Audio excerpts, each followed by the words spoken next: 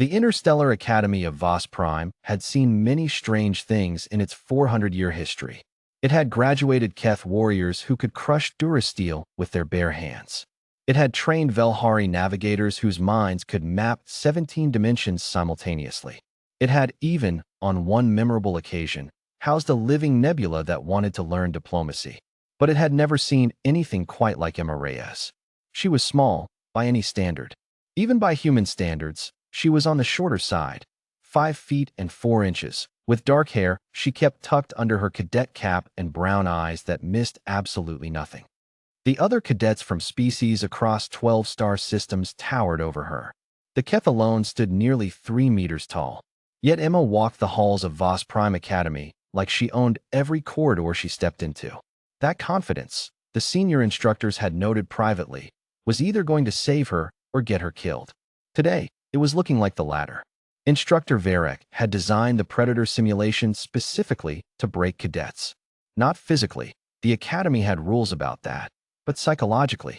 The simulation placed a single cadet inside a closed habitat with a Greth, one of the most efficient apex predators in the known galaxy.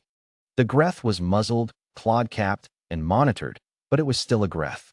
8 feet of muscle, scales, and evolutionary rage, with 6 eyes that could track movement at the quantum level and a threat display that had been known to cause full cardiac events in species that weren't even in the same room. The simulation had one objective: survive 20 minutes without triggering a full predatory response. Most cadets lasted 4. The record, held by a Velhari cadet with 4 brains, was 11 minutes, 32 seconds. Emma was cadet number 7 in today's rotation. The first 6 had all been extracted early, one of them needing mild sedation to stop screaming. Cadet Jack Oren, Emma's closest friend at the Academy and her self-appointed shadow, stood at the observation window with his 4 arms crossed tightly against his Thuvan chest. He was gray-skinned, nearly 2 meters tall, and had once wrestled a gravitational anomaly into submission for a physics credit. He was visibly nervous. "She doesn't have to do this today," he said to no one in particular. "She signed the rotation," said Instructor Varek flatly. "She's human." "Yes, I'm aware. They're fragile." Varek said nothing. He was aware of that too. That was, if he was being honest with himself, somewhat the point. The airlock hissed open. Emma stepped into the habitat. The Greth was at the far end of the space, partially concealed behind a cluster of artificial rock formations. Its 6 eyes caught the light as it turned, all of them fixing immediately on Emma with the precise, terrible focus of a creature that had never, in the history of its species, needed to learn patience. Emma stopped walking. She didn't run. She didn't freeze. She stood still, her hands loose at her sides, and she looked back. In the observation room, someone muttered something in Velhari that roughly translated to "she's already dead." Jack said nothing.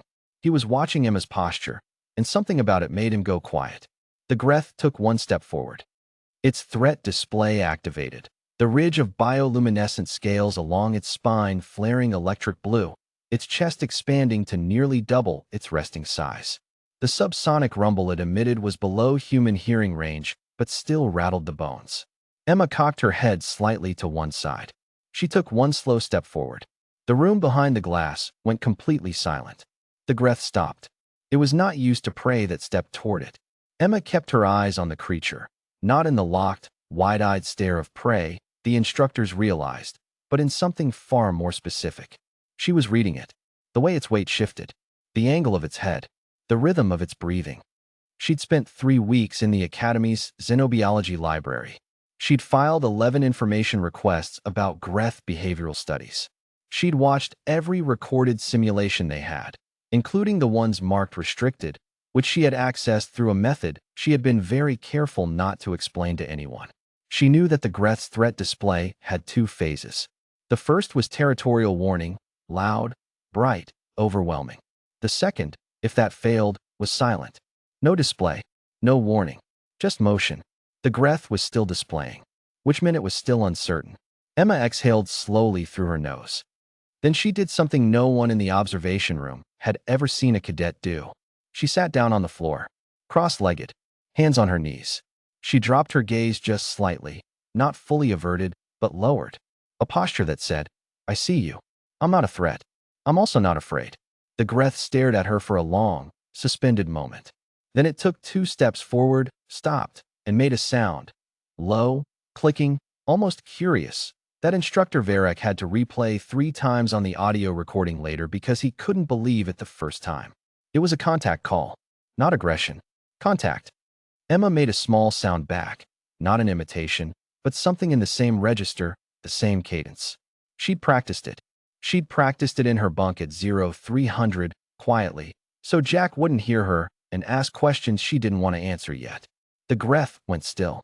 Then, with the slow deliberateness of a creature that had never done anything involuntarily in its life, it folded itself down onto the habitat floor, roughly 8 feet from Emma, and regarded her with 4 of its 6 eyes, while the other 2 watched the room's perimeter. It was guarding her. At the 19-minute mark, Instructor Varek quietly told the extraction team to stand down. At 20 minutes, the airlock opened. Emma stood, gave the Greth one last calm look. It clicked at her again, and walked out. Jack met her 3 steps past the airlock. He grabbed her by both shoulders and stared at her face like he was checking for damage.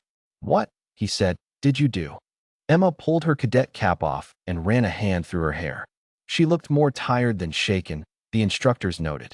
The specific exhaustion of someone who had prepared very hard for something and was now simply done. "I figured," she said, "that being a predator is a job. And if nothing around you is acting like prey, you don't have anything to do." She paused. Also, Greth have 4 social bonding calls and nobody ever bothers to learn them because everyone's too busy running away. Jack stared at her for a long moment. "You are," he said finally, with complete sincerity, "the strangest species in the galaxy."